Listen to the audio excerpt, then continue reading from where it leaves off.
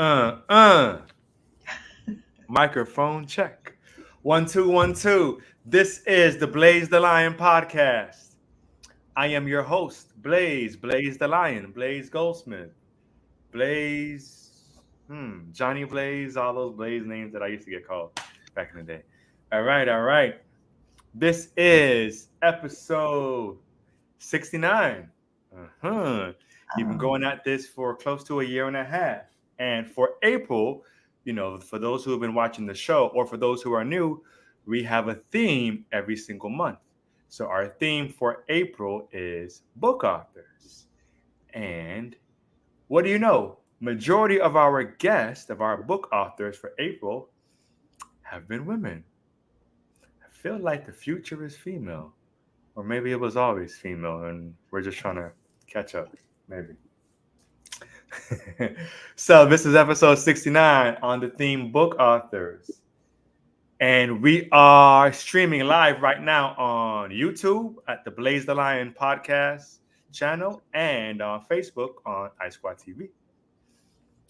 Thank you all for tuning in for this live broadcast every Tuesday. Also, if you are loving the movement and you would like to contribute, you would like to donate, I'm going to be tacky here and give you my cash app, $ Blaze the Lion, or my Venmo, $ Blaze the Lion. See how easy that is? Right. Or if you want to be a monthly contributor, you can go to anchor.fm/Blaze the Lion/support. And you have 3 tiers right here. First tier is 99 cents a month. For that, you get a high five. Oh, there we go. High five. And a virtual hug. And I hug tight. Second tier is $4.99 a month. And third tier is $9.99. And for all of those who contribute, you get the Blaze the Line podcast logo. You get this apparel. We have it in tees and tanks and men's tanks, women's tanks, and youth sizes. We have cloths. We have a bunch of other things coming as well under that brand.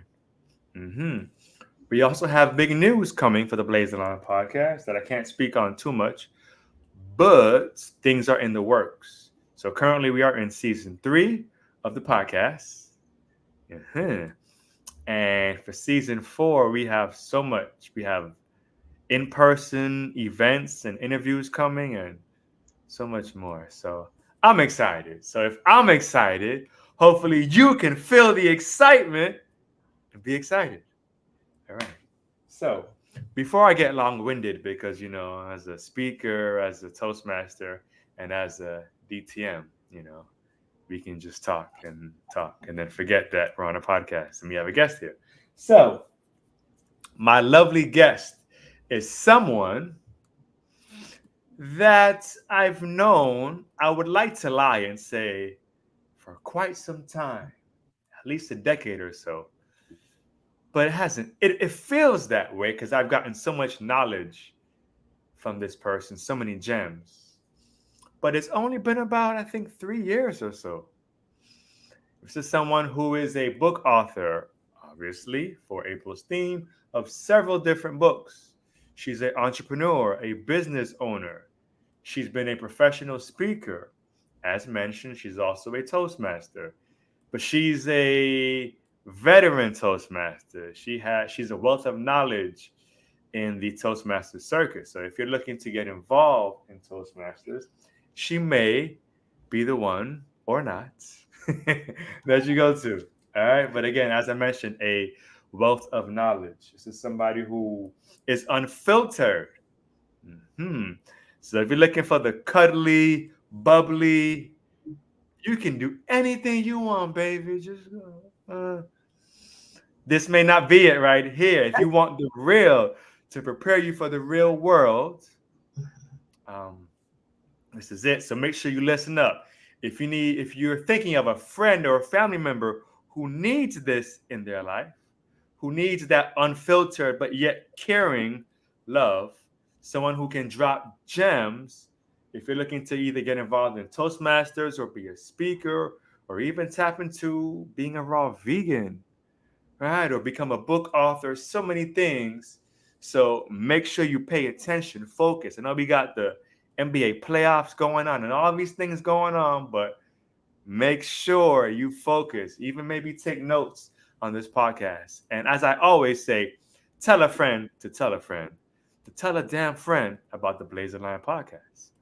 So, for my long winded intro that I'm trying to work on, for tonight's guest, episode 69, we have none other than Miss Marsha Sims. Welcome to the pod.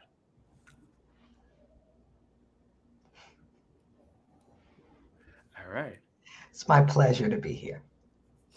I love it. So I gave my short introduction, but feel free for those who may not know who you are and they're really, really curious, share a little bit about yourself. Oh, goodness. Let's see. It's so hard for me to do that because I don't really know what people want to know. I think you said it all. I mean, I've done a lot of things in my life, and I like to help people. So I like to help people. I like to be honest because, people can tell you all kinds of stuff, but you can stand on the truth. If somebody tells you the truth, you can use that to build your life. But you can't build your life on stuff people just say to make you feel better or make you feel happy. You need somebody in your world who's going to tell you straight up the truth as tactfully as possible. And I think that in my life I have been very honest with people in a, like you said, in a caring way. But so they know if they really need to know, how did I do on this? Is this going to work? Is this where we start? They know if they come to me, I will tell them the truth as I see it. And I'm not going to say anything that I can't stand on. So I think that's important. Absolutely. When I first joined Toastmasters, back long ago when the meetings were in person, right? Where we Okay. got to physically see each other and do our Yeah. Toastmasters handshake and all of that. And every time there was a speaker for either the prepared speeches or for certain roles, they had a sheet of paper and there were like small tabs on it and you can write notes on it, right? And I knew it was something important that either I excelled at or that I bombed at if I saw Marsha walking over to me. I was like, oh, I'm not going to read this now. I'm going to wait till I go in the car in case I have to cry. But it was, I, every single note that you gave me, I listened and I made the adjustments and I tweaked from when I used to talk and walk all over the stage and move forward and back and do things with my hands and That's all of that. So, like I said, a unfiltered but still a genuine wealth of knowledge. So let's dive in because again, we can take this so many different places, right? that's right. So let's start with your health journey. Oh, All right, goodness. you've shared that a little bit in Toastmasters, and we don't have to go too crazy into it, but I just want to speak about your journey because what's impactful is someone who's been through the storm, right? Someone who you can relate to if you're struggling, whether it's if it's body image or just certain diets or the food addictions or whatever. And having the trainer who has a perfect body, who's always been in shape, and they're like, "Oh, just eat healthy, and that's all." It's like, but that's not my journey. Right. I'm struggling. I've had health scares and all of that. But someone who's actually experienced certain things is much more easy to relate to. So, would you like to share a little bit about your health journey? Sure. I have been on a diet of one kind or another since I was 14. Mm, When I was 14, I didn't have the language. Like a long time ago, nobody knew what a vegetarian was. That was like, a person who's weird. That was just it. Yeah. I realized like I could eat like this much meat or this much macaroni and cheese. That was how I rationalized it. And I thought, well, I love macaroni and cheese, so I'll eat this much macaroni and cheese. I'm trying to make my hands, with the camera. I'm trying to, anyway, so that was how much I knew.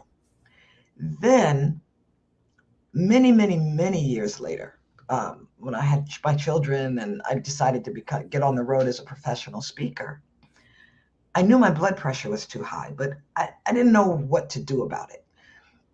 And you know what doctors do? The first thing they want to do, they don't tell you anything. They just want to here's some pills.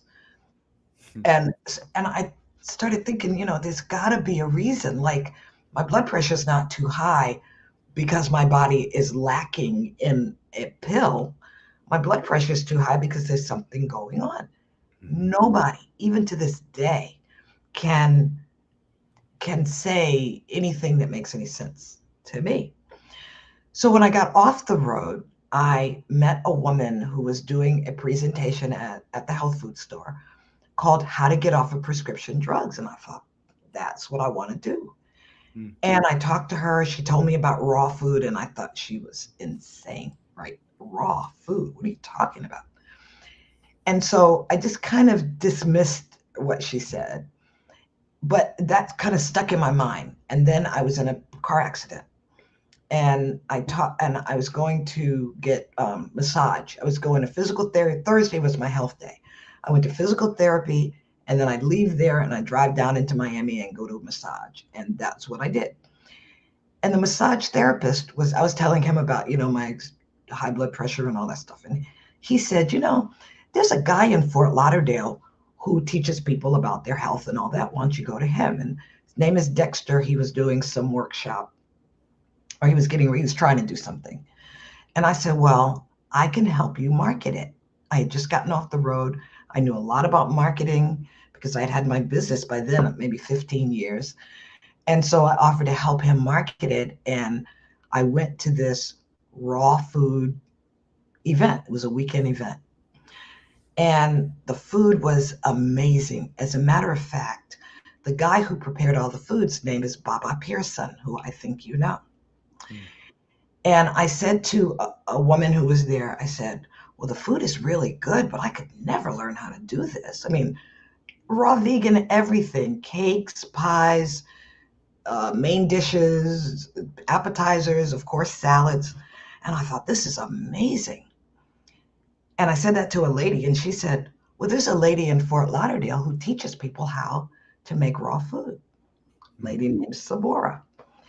And I kept trying to hunt her down. I'd call her up. I'd say, when are you going to do these classes? Because I really want to learn this. And she kept trying to put me off, which made me even more anxious to learn. Finally, I convinced her. I mean, I had to convince her to let me pay her to teach me how to do this. And I was off to the races. And then I would try to tell people, they thought I was insane. I was watching all these videos, reading all these books. And so I went to a potluck.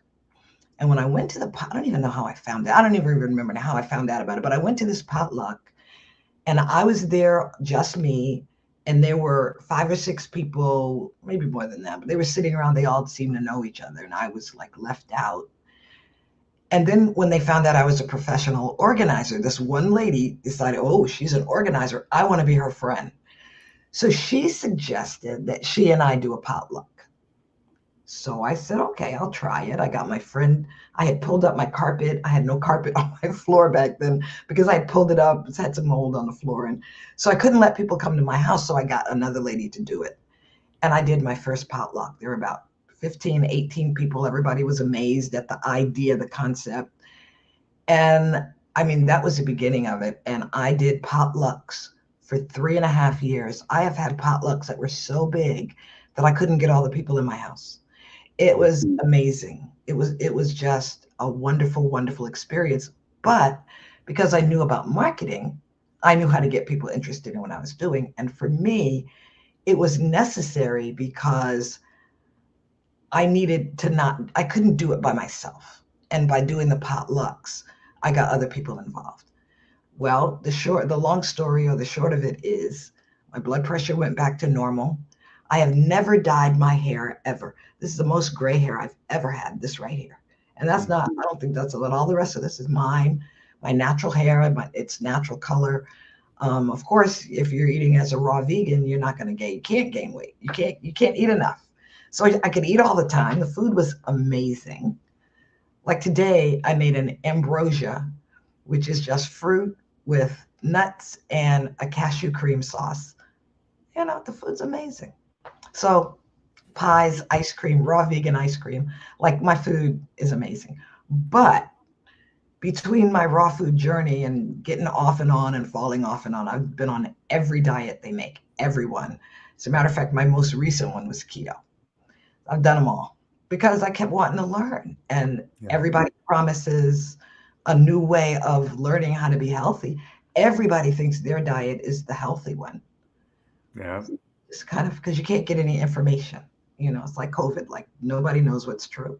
So you have to make it, you just pick what you want to believe, ride that horse. That's all you can do. So, Yeah. yeah, Yeah. Basically. Yeah, man. It's been so many guests that I've had on this show that have spoken about the importance of food. So for those listening, I know I'm the personal trainer who just recently turned vegan 5 years ago, and I think I'm some nutrition expert. But guess what?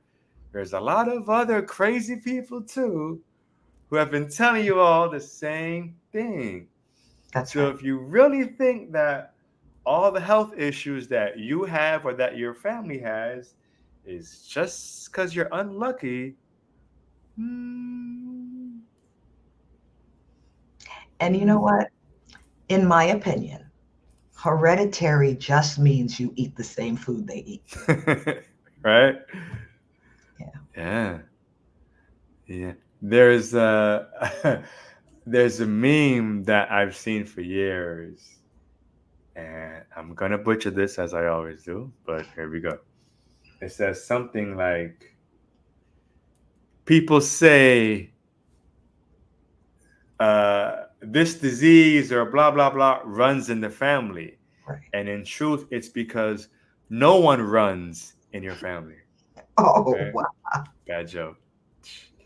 But yeah, we get these bad habits from That's our culture, and that's right. it's our tradition and our religion and all of this. And a lot of that stuff is just toxic. It's disease bearing, right? And it's That's so right. good. It's comfort food, and it shows that you're from this island or this country. And I get it. Be proud of your culture. I'm proud of mine. Mhm. However, when you dig deeper, some of our ancestors created that food not because they didn't have much of a choice.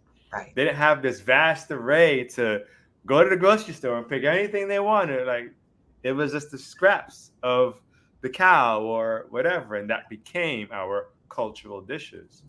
But That's now right. that we have all these options, are you still, if now you know all of this, are you still gonna just stay in that box? And so, That's eh. right. But what do I know? You know, I'm just a smiling podcast host, right? Indeed.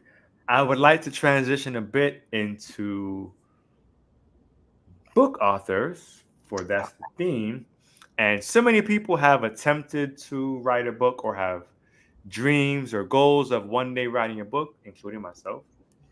But it seems like such a daunting task. It seems I could never write 200 pages or 400 pages. I don't have enough in me. And I remember in Toastmasters, again, see how I'm plugging Toastmasters for all the Toastmasters that are listening. See? That's right. I remember you gave a speech or two about how to write a book. And I took notes, and you gave like step by step, and you made it sound like pretty easy. And you just said, just start. Just start writing. That's right. Even if it takes you years, but if you're sitting there, I'd love to be a book author one day, and then 2 years pass. One day I'm going to be a book author, and 10 years pass, and you haven't done anything, you're not any closer. That's, that's right. Yeah. If you are 35 years old and it's going to take you 5 years to write a book, if you don't write a book, or if you do write the book, in 5 years you're going to be 40 no matter what. See, it doesn't matter how long it takes to do something. It matters that you start, because if you never start, then you can never do it. Writing a book's not any harder. Writing a book's not any harder than anything else that you're going to do. Hmm. Writing a book is a matter of making an outline. If you can make an outline, you can write a book. If you can write a sentence, you can write a book. Now, just because you can write a sentence doesn't mean you can write a good book, but it does mean that you can write a book. You just have to, you make an outline so you have some direction. I tell people, write 10 things you want to talk about. What do you want to talk about in your book? Make a list, write down 10 things. And then you make a paragraph out of each one of those 10. And then you take all the sentences in the first one and you make a paragraph out of those, and then a paragraph, and you just keep expanding it. Some things you'll have a lot of things to say about, some things you won't. That's okay. But if you have to move in the direction of what you say you want, because if you don't, what that means is that you don't really want it. Hmm. Stephen Covey is credited with coming up with these quadrants, time management quadrants. And there are 4 of them. So you imagine in the upper left-hand corner are the things that are urgent and important. Those things always get done because you have to. They're urgent and important. Like if you don't pay the light bill, one day it's due right then. Yep. And you're going to find the money because it's urgent and it's important. Yeah. But in the upper right-hand corner are the things that are important, but they're not urgent. And that's where the book you want to write is, the business you want to open. And that's where all the traveling that I want to do, everything you say you want that you don't get around to, could be extremely important, but you don't get around to it because it's not urgent. The things that are urgent but not important, we still do because they're urgent. But the things that are not urgent, whether they're important or not, they're not urgent. I'll do it tomorrow. Tomorrow never comes. And then the bottom right quadrant is not urgent and not important. I want to make sure I don't leave that out. Mm-hmm. So. Yeah, I didn't say it as great as you just did, but I remember that quadrant, and that helped me a lot because I used to, especially in the pandemic, when this pandemic started in 2020, I used to, okay, well, I can't go to work. The gyms are closed. What do I do? Well, let me get these things done. So I would write a list of all the things I wanted to get done that day. And sometimes it ended up being 12 or 13 things. That's right. And then it would get to nighttime at 9 o'clock or at 10 o'clock. And man, I'm tired. And man, I've only accomplished 5 of these things. It was not a successful day. Man, I got to start over and tomorrow maybe. But once I started putting things in their proper category, That's right. right? Not everything is urgent and important. That's right. That's right. So yeah, That's right. That's a good that idea. changed, That's a very good idea. that changed a lot. So now I kind of have my list, and I don't have them in the quadrants, but it goes what's I'm trying to explain this so you catch the visual. So I start off, the first ones are what I do. To me, they're important and urgent. They may not be urgent to someone else, Right. right? But it's how I start my morning, right? So my prayer, my meditation, my reading, those things, they may not, oh, that's not urgent. But if I don't do those things, I might see you on the road and cuss you out, because I didn't do those things. Right, right. So they're No, but giving it to that's me. good. That's really good because you have to prioritize, or you won't get Mm-hmm. anything important done. Mm-hmm. Mm-hmm. Absolutely. So speak about the process of your first book, how that started. I know some of the guests shared that it wasn't even a plan, it just kind of happened, and they're like, oh, I'm in the process of writing my own book. And so Well, mine was I was kind of dragged into it. Um, there is a woman who, at that time, when I started my business in 1992, goodness, ooh. and she and I became friends. She was also a professional organizer, but she didn't go work with clients. I did. She would just write about it. So she would say, and so she actually hired me to come help her in her house. I gave her a drastic discount because she was also in the industry. Mm-hmm. And she kept saying to me, Marsha, you have a really good method. You need to write a book. And I kept saying, Sandra, I can't write a book. I don't have time to write a book. I have 3 kids. I have to go do the work. When you write a book's what? $15. I can't pay my mortgage with that. I have to go to work. So she said, no, no, no. You have to write a book. You have a really good method. People need to know what you do. So I kept not doing it, and she kept telling me to do it. And she had already written at that time maybe 5 or 6 books. Mm-hmm. So one day she called me up. She said, Marsha, I'm tired of you not writing your book. So I'll tell you what, I'm going to write it for you. I just need some input. I said, well, I can't lose in that deal. Right? So we decided when we were going to get started. And she would call me up and she said, okay, um, I want to talk about this. What do you have to say about this? And I would say it, and she'd say, okay, type it up and email it to me. So I would type it up, I'd email it to her, and then the next time we would get together, she'd, okay, what do you have to say about this? So it ended up where she did not write the book for me. We absolutely collaborated. It was Yeah. 50-50, and this is the book. Well, actually, no, this was our first book. Our first book was in German in Germany. Mm. And because they had a relationship with her, they did not put me on the front cover. They put me on the back. I don't know if you can see it down here in the green section. And I was so Mm. angry. I mean, I got 50% of the money and all that. I was so angry, but they can do that over there. They can't do that here. So anyway, so this was my first book in Germany, in German, and I can't read it. I don't read German, neither does Sandra, but she had a German publisher. And so we got that one out. At least I had a book then. And my son had a friend from Germany who bought one on the bookshelf in Germany and brought it as a gift to me. Oh, So that's that was cool. really special. Yeah. So it's Nice. on shelves in Germany, right? If you go right now, it's there. But this is our first book, Organizing Your Day. Anybody, sorry, really quick. Anybody in the chat, can anybody speak German? I'm just curious. Anyone been to Germany or can anybody speak German? Put it in the chat. Okay. That'd be interesting. So then our first book that the publisher accepted was Organizing Your Day.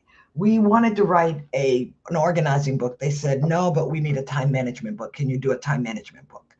So it was Sandra's publisher. She had a relationship with them because she already had books. So she called me. She said, Marsha, can we write a time management book? And at that point, I would have said yes to any kind of book. No matter what she said. Can we write a book about, I don't know, crawling on the ceiling? I would have said yes. It didn't matter. So this book was born. This book is really good. It is an excellent book. And not just because I wrote it, she and I wrote it, but because it's really, really good. We even got an award with the Library Association. And so a lot of people self-publish their books, especially their first book. Sandra self-published her first book. She went to a writers conference and she said, well, how do I get, another kind of a publisher? And they said, well, how many books have you sold? And I don't know, she had some ridiculously high number. And they said, really? We'll publish it, if you can get a lot of people, because the publisher wants to know that they're going to sell a lot of books. Yeah. So the way I got in with a publisher was because Sandra dragged me in. So this was our first book. So then after that, we tried to get them to let us write an organizing book, and they said no. And they said no because we already have enough books on organizing. So we were sitting at dinner with her, with the publisher, with the, I don't know what she was, her title. Anyway, so I convinced her to let me and Sandra write the second book. So this was our second book. Mm. So then we did, then they sent us these books. They did these out of what we had already done. So we kind of got two freebies, just, And then Sandra called me one day. There were some books like how to do something with your teen in a week and how to do something with your spouse in a week and all that. So Sandra said, Marsha, can we do a book about how to organize your house in a week? And when Sandra calls, I always say yes. So we tried to do organizing your house in a week. They said, no, we already have those titles. So this was it. 5 days to a clutter-free house. And then they mailed us this cassettes. This is it not cassettes? You know what I mean? CDs. Yeah. Yeah. So everything is on Amazon, but it's all with the publisher. What I have to say about working with a publisher versus self-publishing is you make much more money per book that you sell when you self-publish, but you have more reach when you work with a publisher. So Right. when our book came out, the publisher put 4 copies of every book in every Barnes and Noble in the English-speaking world. I could have never had that kind of reach. But with a $13.95 or $14.95 book, if I self-published it, when I sold a book, I'd get $14.95. The way it works out, Sandra and I each get $1.25. But that can be a lot of money. Like the lady who wrote Harry Potter, she just got $1 for each book also, because that's what publishers kind of do. But she sold millions of books, so it equaled out. Of course, the publisher really made out like a bandit. Publishers will only work with you if they think they're going to make money off you. If you're new and you're unknown, they don't want to talk to you. They would have never, ever talked to me had I not been brought in by Sandra. I did not know that. It's like the music business. That's right. It's like where a CD that would be $10 or $15. I know we don't really do much CDs anymore, but you get it. And the artist would make $1 or some cents or $1.50. That's right. I did not know that the publishing game was the same. Wow. That's right. Because they see you as talent. Yeah, yeah. And when you're talent, you don't get anything. So that's the way the game works. So, a lot of people, especially back in the day, everybody wanted a publisher because a publisher puts up all the upfront costs. Yeah, But yeah. then they get all of the money. You just get a pinch. Yeah. So the trade-off, Yeah, the reward or the gift of potentially being more well known if you go with the yeah, publisher, that's right. uh, but you have to sell more, a That's right. whole lot more. That's right. So now things are better because, well, before I didn't have to deal with it because I had a publisher, but people would get their self-published books, and then there was always this joke about, I have 1,000 books in my garage, you know. So we didn't have to have 1,000 books in our garage, but we didn't have to pay anything. We actually got royalties, but royalties are it's all a game. It's all a game. You just have to know which game you're playing. That's all. Yeah, yeah, yeah. Yeah, That is very interesting. yeah, Hmm. To those potential book authors, Marsha is giving you free game right now. that's right. Hmm. All right. So, as the home and business organizer guru. Okay. Um, give us a little bit, not a lot, just give us a little bit on, because I see that book, uh, how to, what is it? How to have your home clutter free in 5 days, or Yes, 5 days to a clutter-free house. I've seen some homes. I've seen my home. I could not imagine, um, or rather, because of my time and people's time, they have kids and they have several jobs and their schedule and all of that. Um, what would, give a tip? Like, what would be the fastest way, or one of the fastest ways to get a chunk of your home more organized? Okay, so let me start with a philosophy, Okay. and that is that clutter is simply postponed decisions. I didn't make up that quote, I wish I had, because to me, that is the crux of the issue. If you have stuff laying around, it's not just stuff, it represents decisions that you haven't made. Hmm. So as you make the decision, the item disappears. So you walk into your house and you have stuff all over your sofa. Why? Maybe it's because you didn't make the decision about where those things go, or if you even want all those things. Or maybe it's because you didn't make the decision that you're going to get up 5 minutes early and hang everything up, or hang it up before you go to sleep. Hmm. So it's all about making a decision. If if you have a room that's a mess, then I just say divide it in mentally into quadrants and start with one fourth, clean it up, then move to the next fourth, clean it up. But you can do that with everything. You can do that with a table if you have a table that's filled up. Just take one fourth of it and move everything off the fourth, even if you have to move it into another quadrant temporarily. Hmm. Um, you want to visualize it being cleaned up, Hmm. because what you see, you can accomplish. We get so used to seeing it looking a certain way, we can't even imagine it not being that way. And then people say to me, but Marsha, I can't visualize it being cleaned off because where's all the stuff going? Well, that's reversing the order. The first thing is you visualize it because you can't do it if you can't visualize it.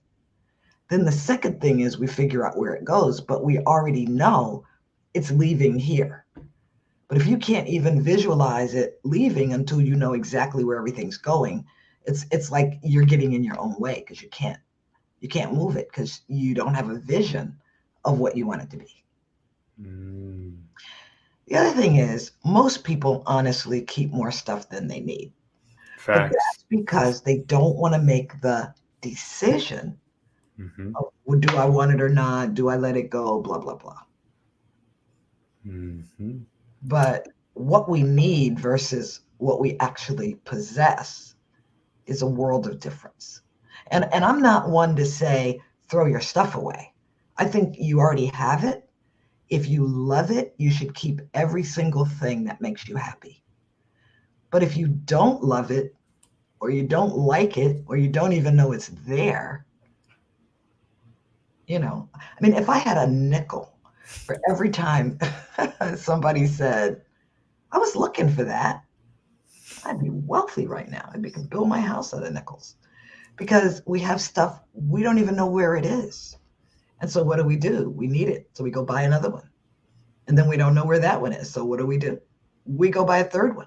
I've seen, I've worked with clients who had three brand new cell phones. They lost them and then they never knew where they were. So they went and bought another one.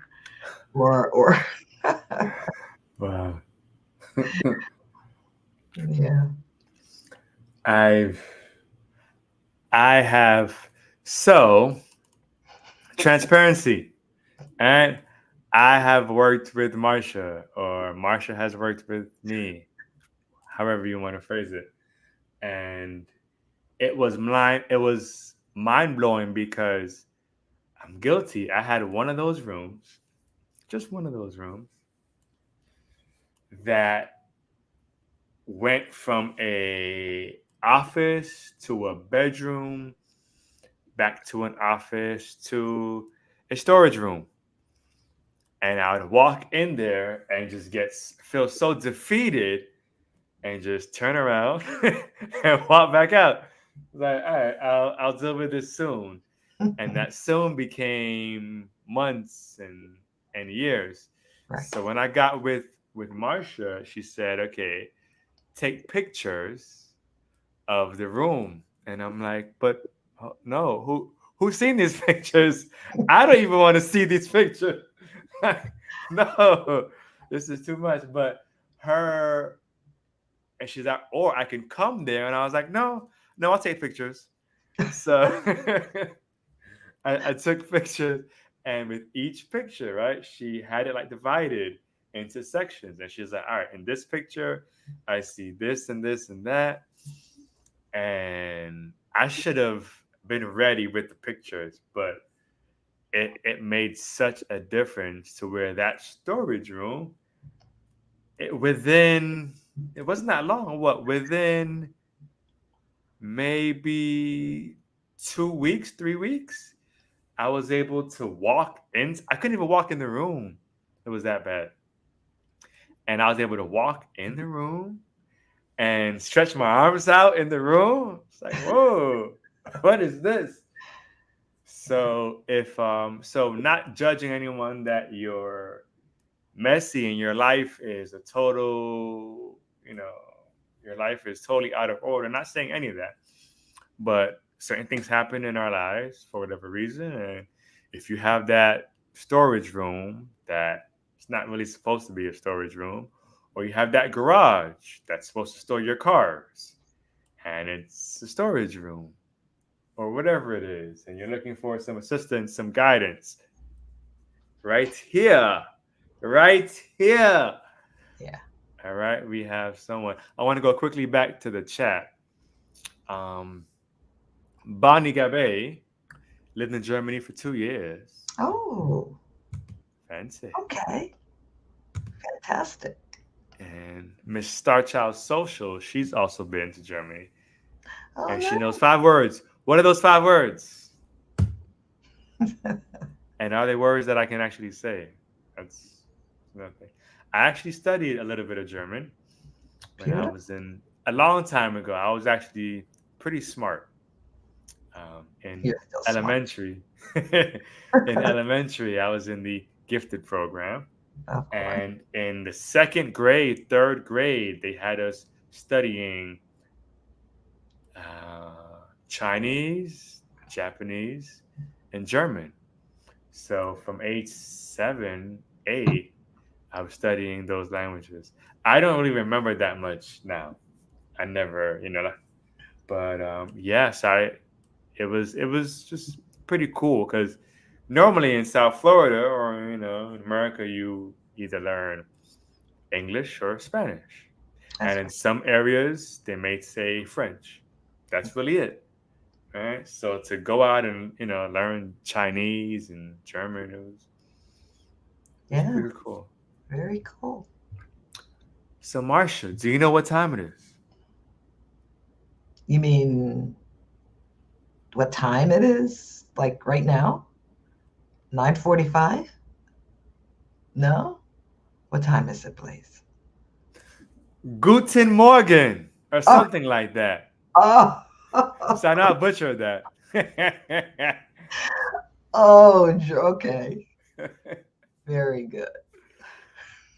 uh, I should have Star Child come on here and actually say these with a German accent. That'd Of be pretty course. cool. Um, but no, Marsha, do you Yes. know what time it is? I don't know what to say. Guten Morgen. I know that means good morning. Yes, yes. It is that time of the podcast where we dance. Color time! Color time! Color time! Mm. It is color time. This is the part of the pod where, yes, thank you. Color time.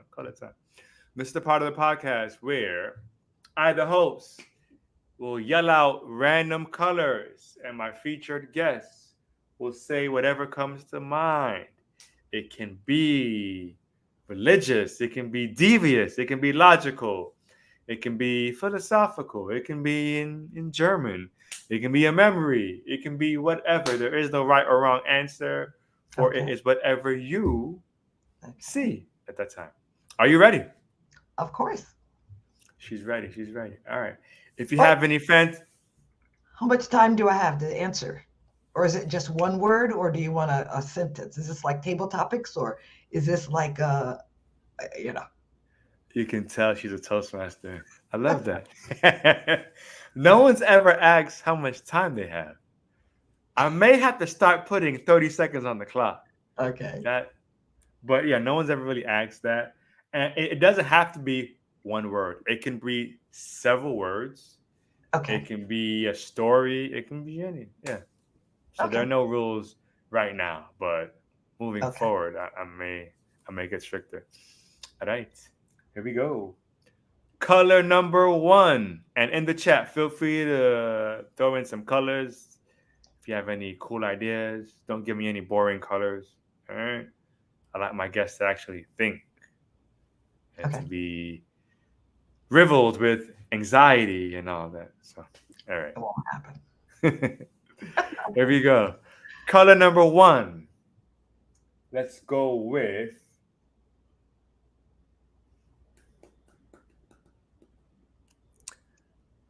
let's go with metallic black. Metallic black. I have a new car, and I had to decide if I wanted a white car with a black interior, like my other car, or a black car with whatever. And I decided to stick with the white car with the black interior because I frankly think it is beautiful. But metallic black is also very beautiful. And that kind of makes me think of a bird that I saw on Easter Sunday. It was so black that it looked blue. And I had never really seen that before. I'd heard of blue black, but I'd never really seen it before. And that's what metallic black makes me think of. Hmm. All right. They have in the chat another color. Indigo. Indigo, beautiful. Makes me think of Native American culture.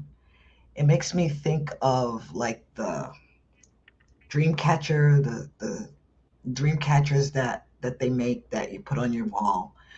It makes me think of peaceful or vibrant kind of a vibe, like unity and people working together and water and trees and that kind of nature, working with nature kind of a deal.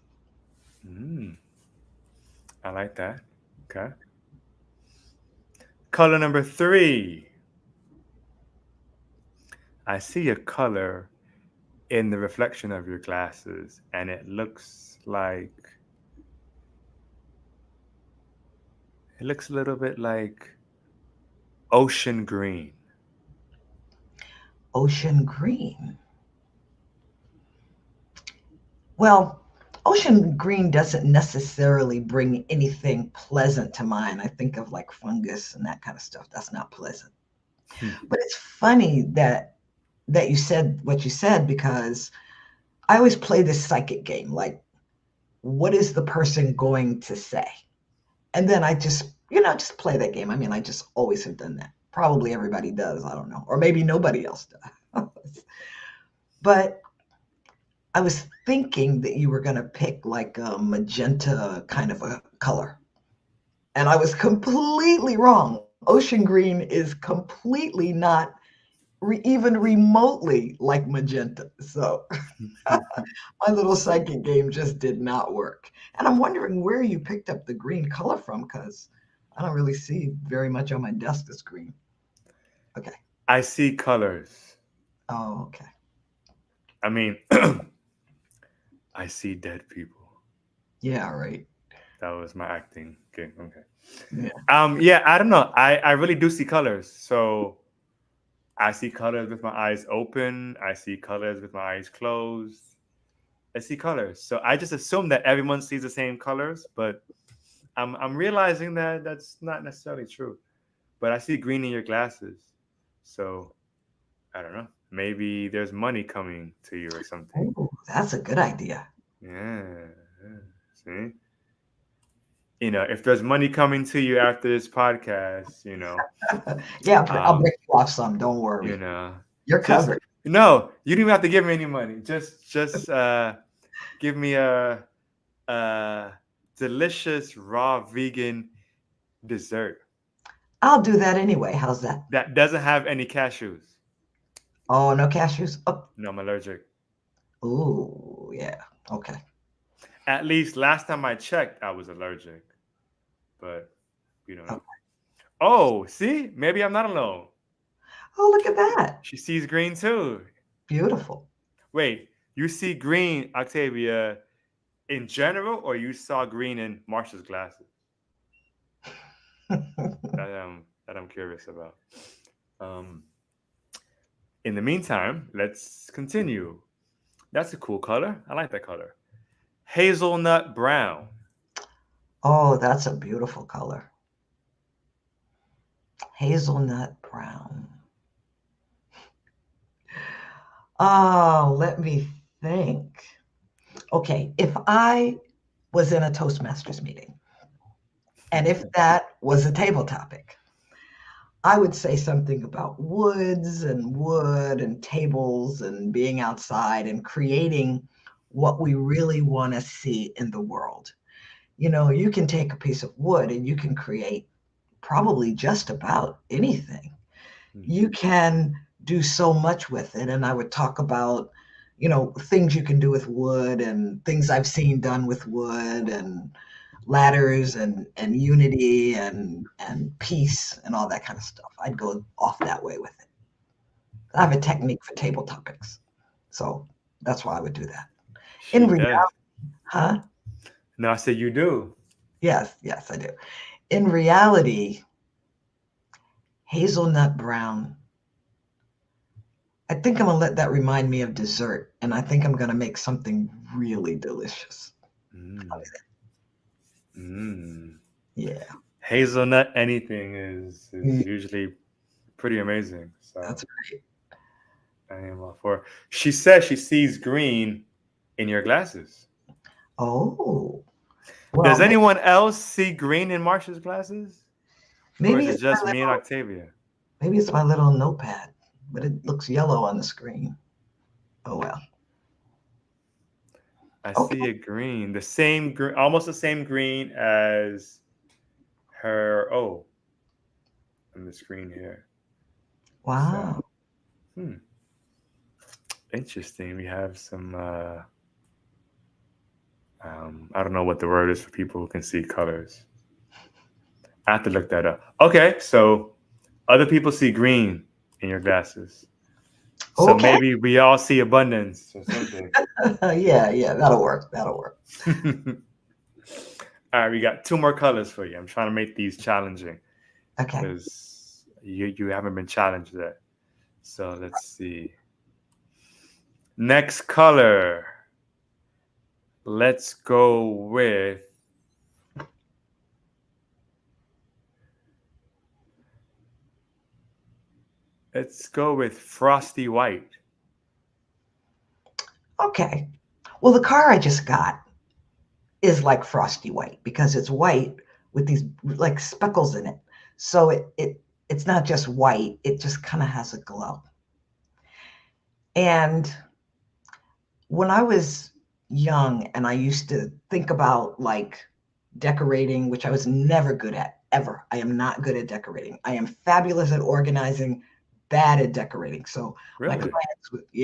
my clients would say, well, where should I put this picture? Or what should I do with that wall? Like, I have no clue. I can get it to white. I can get you to the wall. But other than that, I can't get you to what to put on the wall and make it beautiful. But I would always think about, walls being white and, with speckles. But really, white on walls with speckles doesn't look good. No. White on walls, just plain, looks great. And I'll give you an organizing tip, and that is nothing looks better than a cleared off surface. Hmm. That's the ultimate. Marsha's gonna have me cleaning tonight after the podcast because I'm looking around like, all right, that glass table right there, that wooden shoe rack right there. Yeah. Again, for those who are interested in organizing their home and getting their home in order and breaking that bad habit of postponed decisions and procrastination and all that, That's right. how can they join your program? How can they get in contact with you? Oh, what a fabulous question. My website is sortitout.net. I am not happy with my website because, in my opinion, my website doesn't explain the way I work with people. The way I work with people is very gentle. I'm not judgmental, all that stuff. I don't tell people to throw their things away. I don't take front and center stage. Right now my website says, "Hey," it's like a me, and when I work with people, I'm not all about me. But my website is good. It will be different, but right this second, that's what I have. So when you go to my website, scroll down past the picture of me and look at what I really do and what I really offer, which is help for the people who feel that they need help. And feel free to give me a call. I mean, or reach out to me via email, because you can tell me what's going on. I will listen, which is the first most important thing, and give you some tips and some pointers right there. And it may be that you don't even need me. You may just be at a block and you just need to talk it out. And I'll tell you what to do, and you can go forward. And if you don't need me, great. And if you do need me, great. And I have programs that are affordable. They're not just like exorbitant, because come on, everybody's trying to make it. But I get that. So I'm not trying to make it where it's so super expensive that people can't do it, which is why I do programs and not go individually like I used to. Hmm. I have a great segue for that. Beautiful. If you Do you have a company? Do you have a brand? Do you have a vision? Are you stuck in your business? Are you looking for help? Maybe it's a website. Maybe it's a logo. Maybe it's social media marketing. Maybe it's just overall branding. Well, have you heard of Star Child Social? They may be what you need to get you and your business and your movement on the right track. They're also one Beautiful. of the sponsors on the Blaze the Line podcast. That's right. For more information, go to starchildsocial.com. Beautiful. Right. So, all right. I think I have one more color for you, Okay. and there are a couple colors here in the chat. So I'm going to go with, you have to come hard on this color. All right. Okay. No pressure though. No pressure. Let's go with lion gold. Gold is always a good idea. You can't go wrong with gold. When I was working on the road as a professional speaker, which I did for 3.5 years, there was always somebody in an audience trying to stump me. Now I didn't take it personally. I mean, every audience has the same personalities. You always have somebody trying to stump you. You always have somebody who wants to get to the microphone, and they want to be like the instructor. You always have a comic in every room. I mean, I don't care, everywhere in the country you find that. They're probably in the world. And so somebody would always try to stump me. And that's where I really learned how to do table topics. Even if I made a mistake, like one time I spelled the word Manila wrong.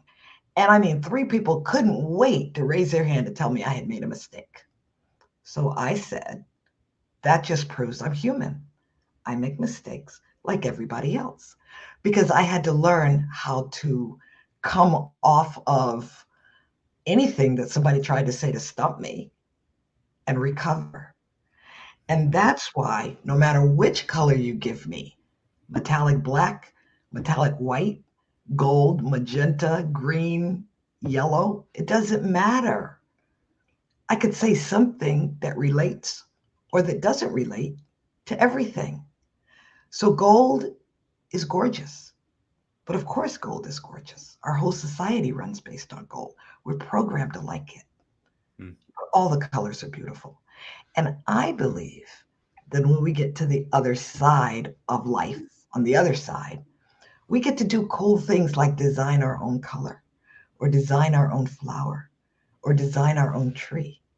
So, gold just puts me in the mind of everything beautiful, majestic, and golden.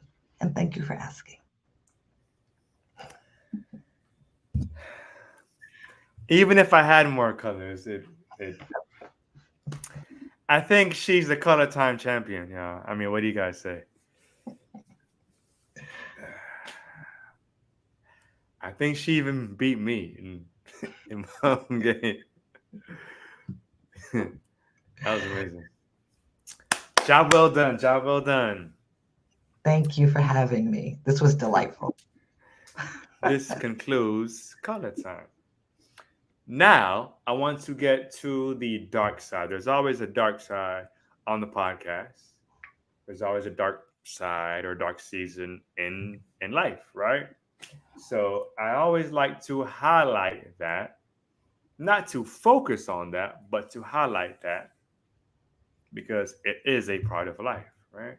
What goes up must come down at some point. So on this book author journey, is there a challenge that you faced, or was there a dark season, or were you writing a certain book in the midst of a certain time in your life that was challenging? Does anything like that come to mind that you would like to share? All of the above. Hmm. So the first thing was I had been in a major, major car accident before I started writing the book. And Sandra would call me and she would say, and I had a back injury. And I would had pillows and I would lay on the floor on my carpet because I was in so much pain. And Sandra would call me and she'd say, do you feel like working on the book now? And in my soul, I was screaming, no. But because it was Sandra and because it was a book, I would say, okay. And I would Hmm. be on the floor in pain while we were doing the book. So Wow. that was pretty not good. Hmm. But then there were other things that happened. We, we, I know, and she knew that when you write a book, you have an outline. I mean, that's just it's obvious. But somehow we got caught up in the book and we couldn't get our way out. So the publisher said, well, we have an editor that we'd like you to work with. We'll pay half. And Sandra and I had to pay the other half. And I'm going to tell you, editors are extremely expensive. Hmm. She was very good, but extremely expensive. But every time she would send us back some more stuff to we were like, oh goodness, this is not fun. It was so not fun. Hmm. She would send us back pages that said things like, on page 27, you said John was sitting at a table, But on page 42, you said John was walking through the door. Which one was he doing? And we had to go back through the whole book and like figure things out. So it made the book much better, which is why the book is very good and why the book won awards. But it was so hard to do because when I finished that book, when we thought we were done, we were so glad. We celebrated, we did everything. We thought we were done. And that editor got a hold of that book and we were not done. It was like we had to go all the way back through the painstaking part.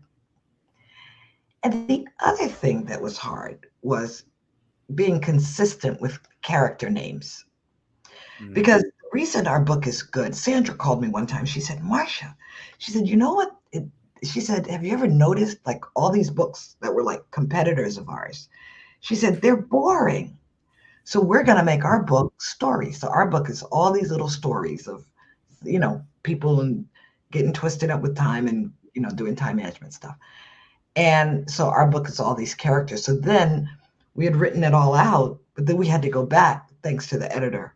Well, you have Frank on page 4 and Frank on page 72 and Frank on page 156. Which one is it? We had to figure out new names. I mean, that was awful. But once it was done, it's over. So I still, the book's still selling. So that's good. But man, that was a lot of work. Hmm. What advice would you give to a aspiring, I was about to say artist, to an aspiring book author, or maybe someone uh, who has started the process, but maybe they're a little bit stuck on like how to continue. Okay. So to my way of looking at any task you have to do, there's 3 parts. There's a beginning, there's a middle, and there's the end. I mean, you can break it down. It's pretty straightforward. In the beginning, you just have to make yourself get started. And I recommend using an outline for that. In the middle, you have to get through what we call in organizing the messy middle, because that's where people really get stuck. Well, the end is problematic because sometimes you get almost to the end and you just cannot make yourself do what's necessary to close it out.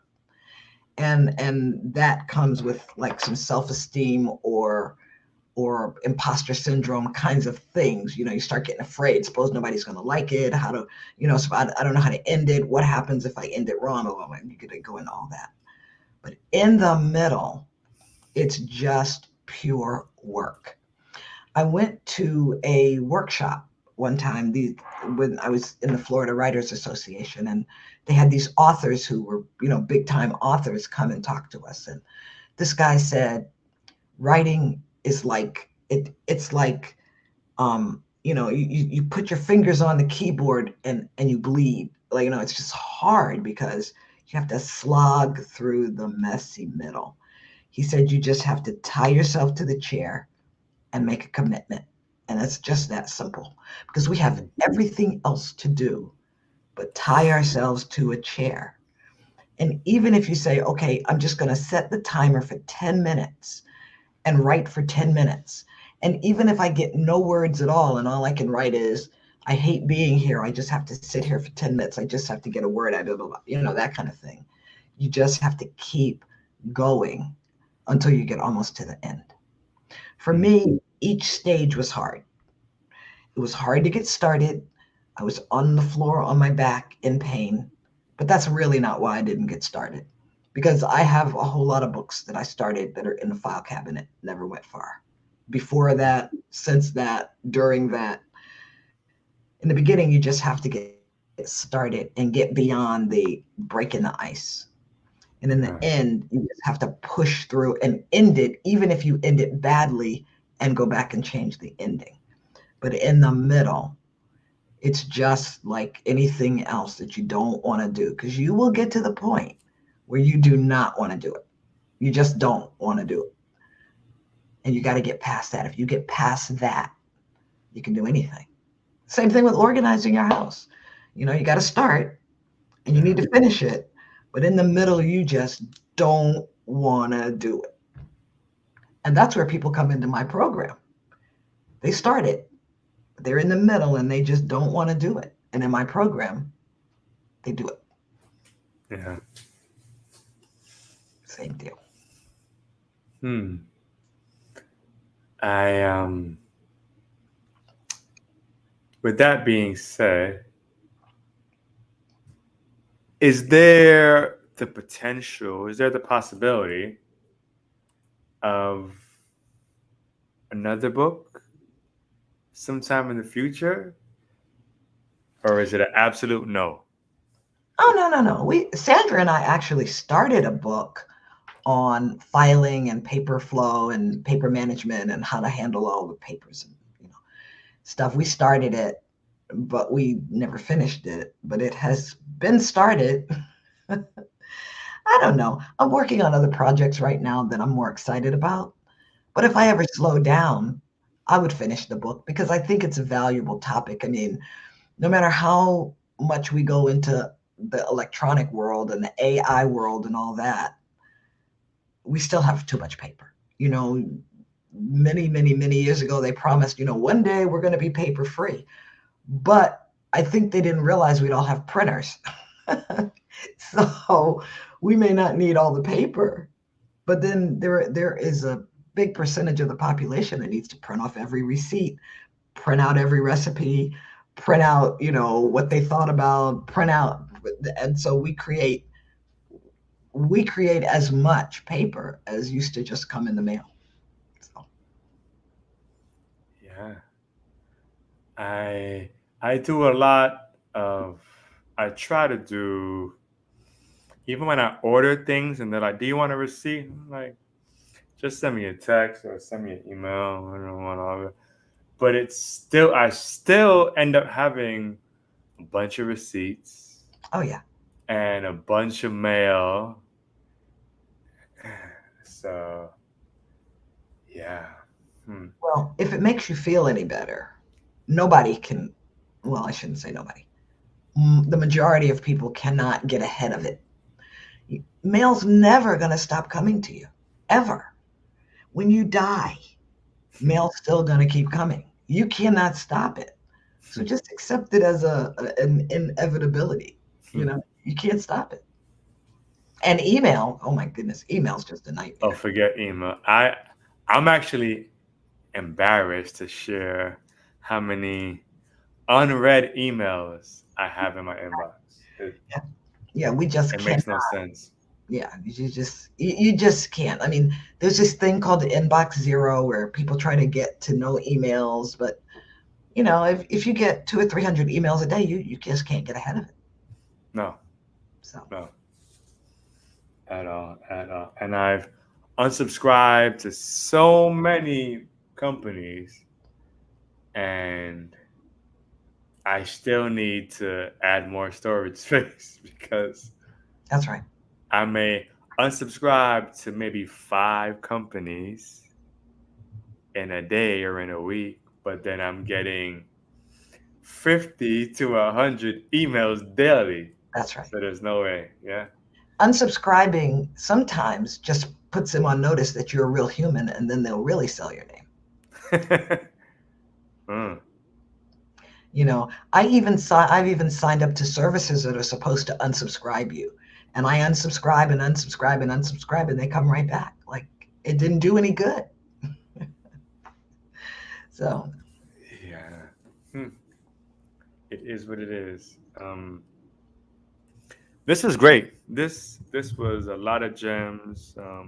Those who were listening, I really hope that you all got some good gems, whether it be on organizing, whether it be on impromptu thinking, right? Or whether it be on the 4 quadrants. And if you're not sure about what I'm talking about, maybe you were watching TV or you were scrolling on social media during this podcast. So for that, I would encourage you to watch this again.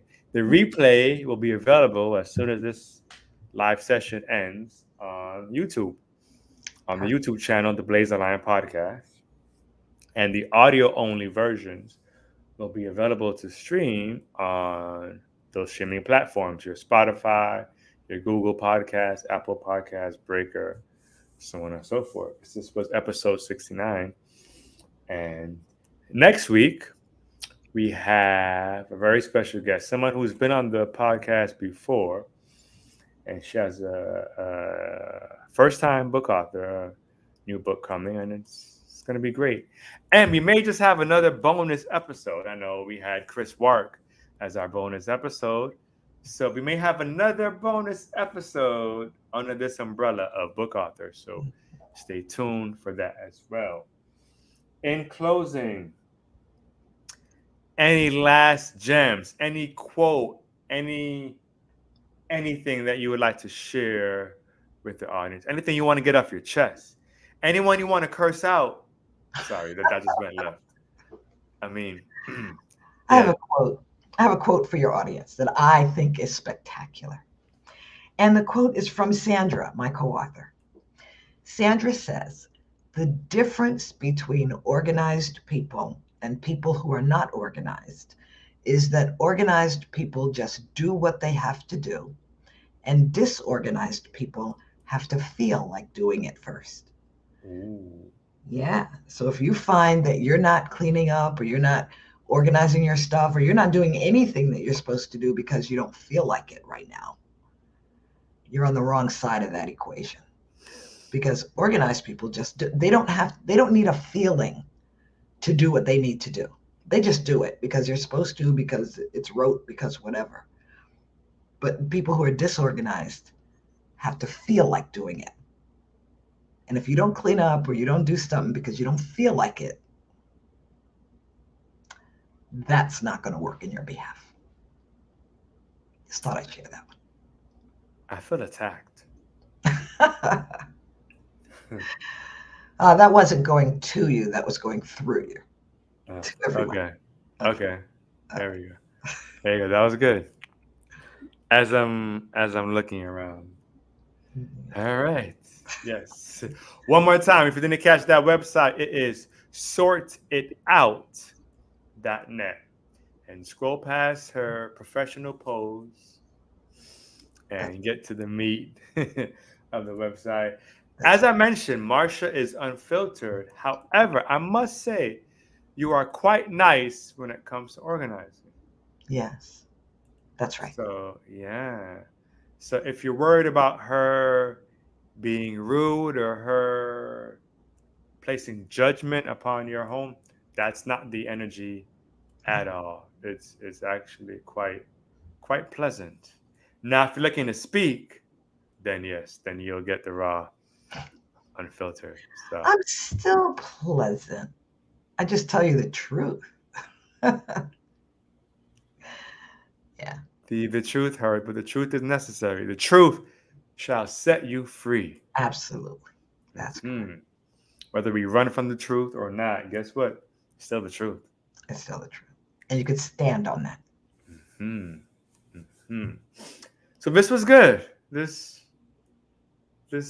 felt good. Yeah, this was good. Felt good. This was a great day overall. It's a great episode. So again, Marsha, I'd like to thank you for your time, for your expertise, for the green tint in your glasses. I know, right? You got to think about green. Must mean something good. Yes. Green juice. All There you go. right. That's what you should do. Write a book on eating, on health, I on your actually journey.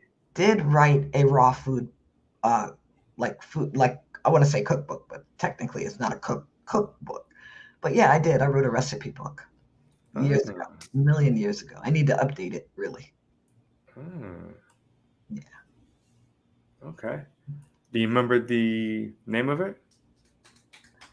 Uh,